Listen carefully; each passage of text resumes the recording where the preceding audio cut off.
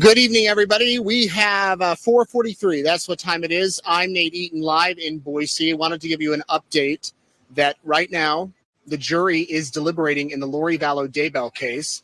Dinner has been brought in for the jurors, and they are currently discussing the charges that Lori Vallow faces. Now, this is kind of a different thing than we've seen all trial. Every day, court has been dismissed at 3:30. That was not the case today. Here we are, almost 5 o'clock. The jury decided to stay. They are deliberating. We could have a verdict any minute. We could have a verdict tomorrow or next week. When I joined you at lunchtime, the prosecution and the defense had just given their closing arguments. After lunch, the prosecution went back and did a rebuttal. They had a slide that said Lori's lies, and they had listed out all of these lies that Lori Vallow told, from the simple things, or I guess simple lies, you could say, that to very complex lies. On the chart, they talked about the lies that she asked Melanie Gibb to tell the police that JJ was with her, to go take photos of kids down at the movie theater, to lies about life insurance policies and that the kids were safe. All of that. It was a powerful rebuttal from Rob Wood, the Madison County prosecuting attorney. He again stressed that this is about money, sex, and power. And he told the jurors, you must convict her. You must convict Lori Vallow.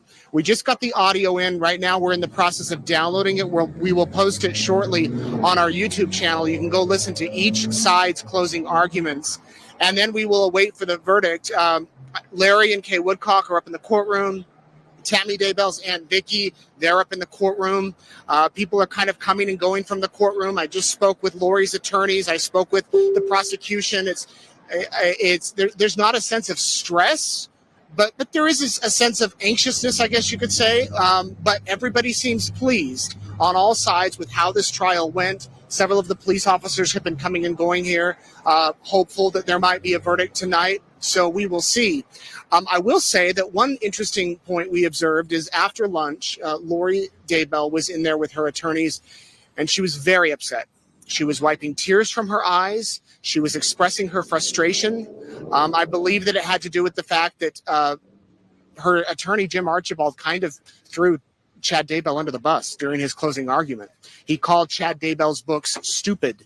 He said that the teachings were weird.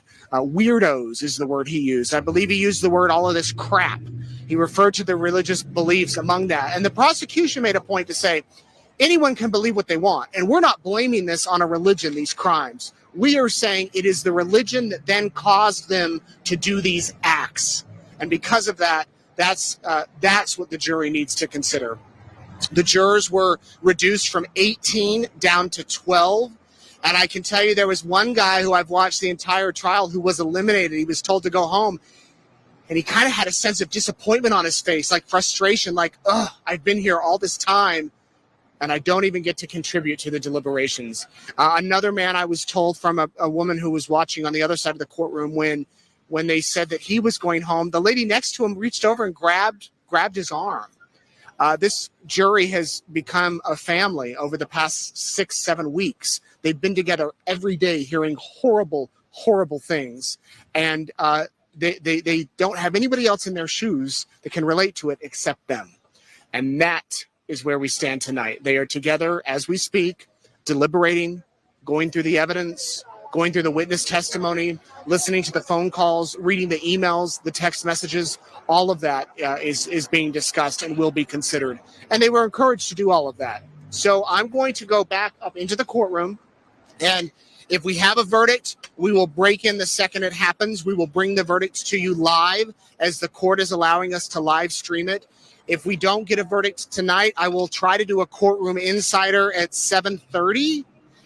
That's when I normally do it. But if we're still in the courthouse, it might be midnight or it might be 11. So I do want to bring you the recaps, the highlights from today, from the closing arguments, from the jury instruction. And we await the verdict for Lori Vallow Daybell. I got to give a shout out to Kalama Hines, my colleague. He's been out here all day waiting in the sun to see what's going to happen. A lot of these are hurry up and wait situations. And then when the verdict comes, it'll be a madhouse out here. We have media from all over the place, all the major networks, court TV, everywhere. For now, I'm going to sign off. Nate Eaton reporting. I'm going to let the people know in the newsroom that you can cut the feed, and I hope you'll join us later for whatever the new developments are.